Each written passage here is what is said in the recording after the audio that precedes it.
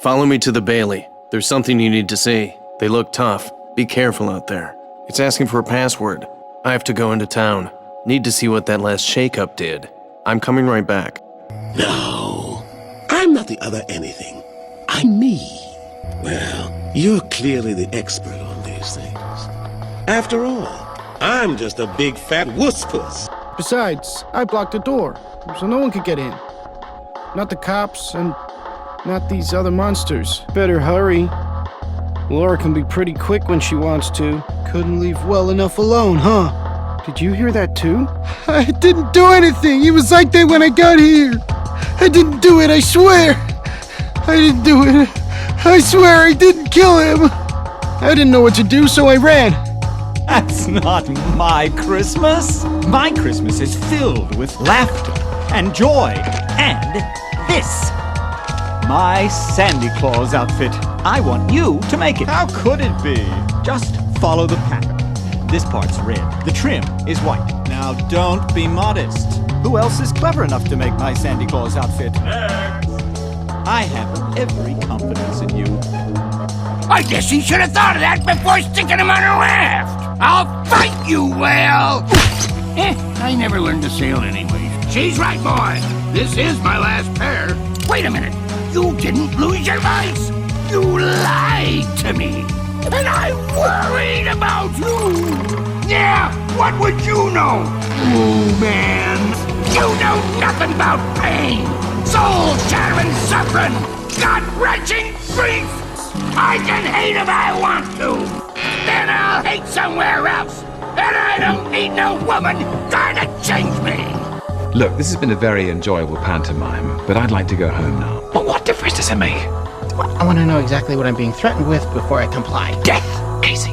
Violent, painful death. The timekeepers have built quite the circus, and I see the clowns are playing their parts to perfection. Who are you? What is that in your hand? The judge? No, I am not. My name is Japhet. I am the creator of this city. I am also the one leading the phantoms, the royal instruments of my vengeance.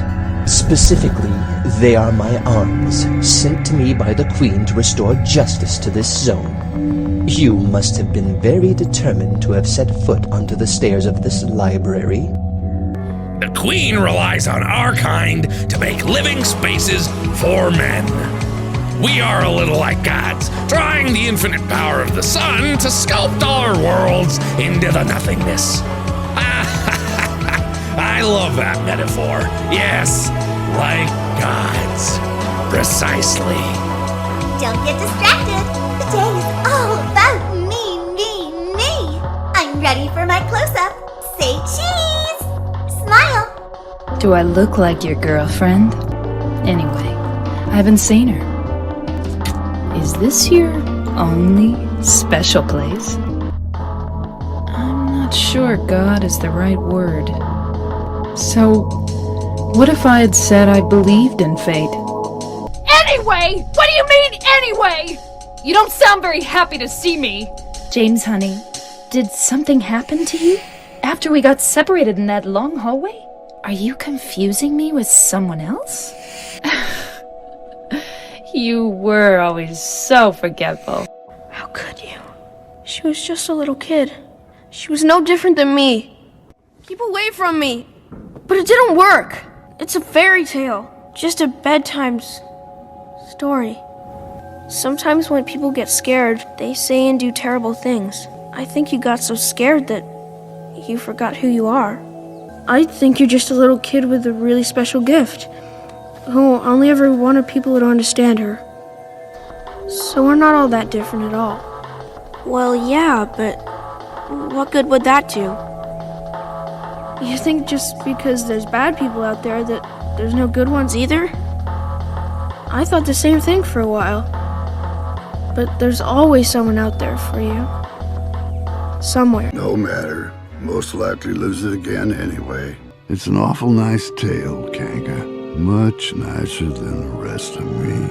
It's not much of a tale, but I'm sort of attached to it. Well, As you can see, we're still having tea. And it's all because I was obliged to kill time waiting for your return. You're terribly late, you know. Naughty. Yes, of course, but now you're back, you see. And we need to get on to the Fragile Day. Come, we simply must commence with the sleighing and such. Therefore, it is high time to forgive and forget, or forget and forgive, whichever comes first, or is in any case, most convenient. I'm waiting. The entire world is falling to ruin for chases of his tea. And shush, for the beldam might be listening. The beldam. She spied on our lives through the little doll's eyes and saw that we weren't happy. So she lured us away with treasures and treats and games to play. Gave all that we asked, yet we still wanted more. So we let her sew the buttons. She said that she loved us, but she locked us here and ate up our lives. Only one way to beat the desert heat, don't you think? Triggering the correct sequence of synapses should allow me some rudimentary motor control. Probably something stupid like the DNA splicing replicator copying a fragmented amino acid sequence. So this is what it feels like to be smart. Now this is what I call a sweet landing. A visitor? Indeed. I have slept long enough, and I must admit, I'm curious about your skills.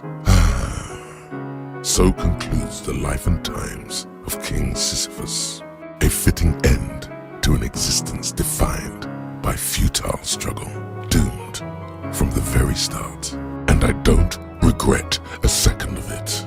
True, we don't have hearts, but we remember what it was like. That's what makes us special. Now then, where did we leave off? If I had a heart, this would be where I'd die of laughter. Well. Will the intrusions never end? They gather in darkness, masterless and free, until they weave together to make kingdom hearts. And when that time comes, we can truly, finally exist. It began in our prehistory with the plague that fell upon dogs. Hundreds and thousands of them died, and hundreds and thousands of them had to be destroyed in order to prevent the spread of infection. And by the time the plague was contained, man was without pets. Now, of course, for man, this was intolerable. I mean, he might kill his brother, but he could not kill his dog. Somehow, it makes you look less intelligent.